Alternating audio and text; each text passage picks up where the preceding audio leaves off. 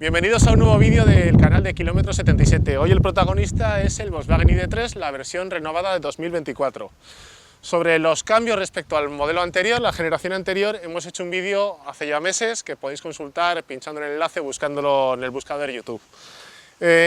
La versión que tenemos hoy es la más asequible de las dos que existen, es la batería pequeña de 58 kWh, que tiene la misma potencia que el de batería grande, 204 caballos.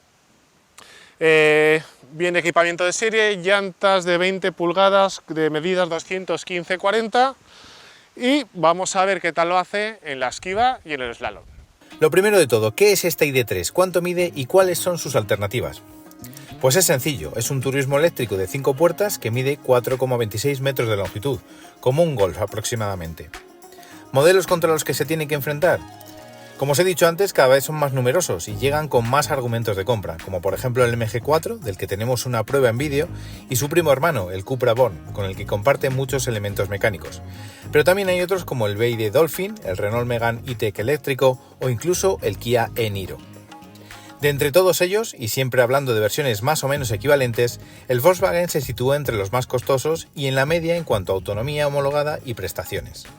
La gama de motores y las combinaciones de baterías son muy sencillas, al menos en la gama actual. Solo hay un motor de 204 caballos que mueve las ruedas traseras y que se puede combinar con una batería de 58 kWh o con otra de 77. Las autonomías de 428 km en el primer caso y de 559 en el segundo. Más adelante, en una fecha por confirmar, llegará otra versión con una batería de menor capacidad, solo 52 kWh, y otra con dos motores y un planteamiento más deportivo llamada GTX. La potencia de carga en corriente continua es distinta en función de la versión elegida. Con la que tiene la batería más pequeña podremos hacer recargas a un máximo de 120 kW, como en el modelo anterior.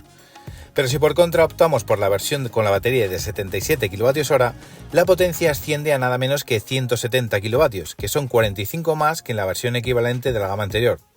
Un cambio sustancial que, a efectos prácticos y siempre según datos oficiales, supone una rebaja de 8 minutos en una recarga del 0 al 80%. En corriente alterna, sin embargo, no hay cambios con respecto al ID.3 anterior.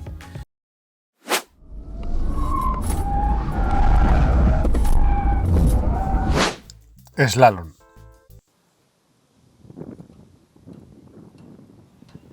La prueba del slalom no tiene mucho misterio. El ID.3 es de esos coches fáciles en esta prueba, buena salida y obediente durante el serpenteo entre los conos, sin que se le acumulen las inercias cuando llega al final de la recta. Vamos, es muy parecido a otros coches eléctricos, pero cuenta con una pequeña ventaja más apreciable en el uso cotidiano por ciudad que en esta prueba, y es que gira más de lo normal. El ID.3 da la vuelta en un círculo de 10,3 metros de diámetro, frente a los 10,6 metros que necesitan el MG4 Electric o el Renault Megane E-Tech.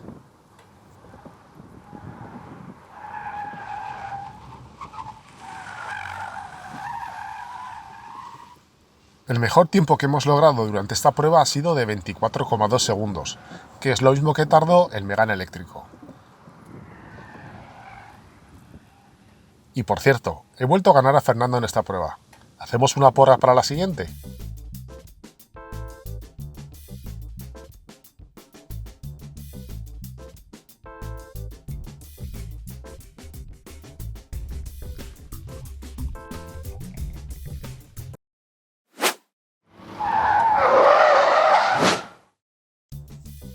Esquiva.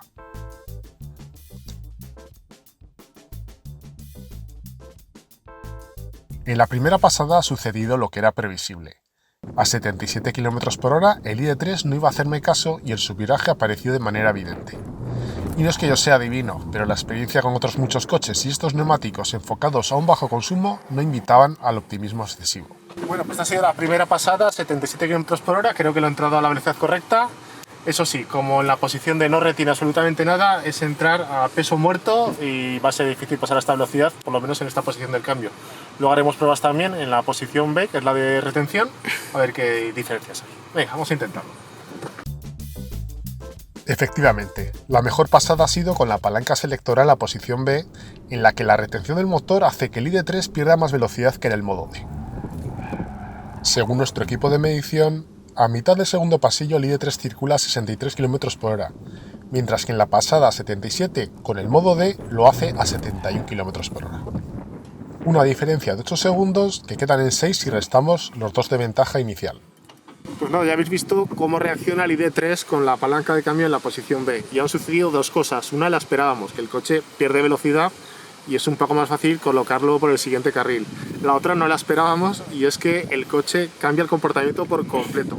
En la posición D, el eje trasero sigue al delantero por donde va, no hay ningún problema. En la posición B, la de retención, el eje trasero se descoloca y se mueve, sobrevira el coche, es como hacer la esquiva casi con tirando de un freno de mano cada vez que se gira el volante.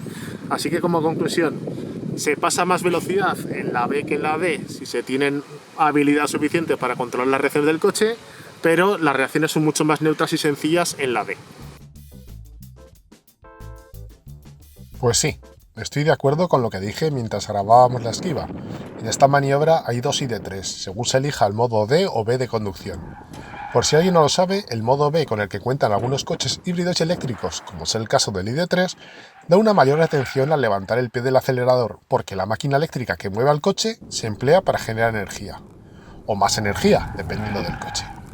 Quiero puntualizar que esa retención dista de ser tan intensa como la que se da en otros modelos, diría que en el ID3 es más bien moderada. Pero la diferencia durante la maniobra no se debe solo a que el ID3 pierda más velocidad en el modo B que el D por esa mayor retención.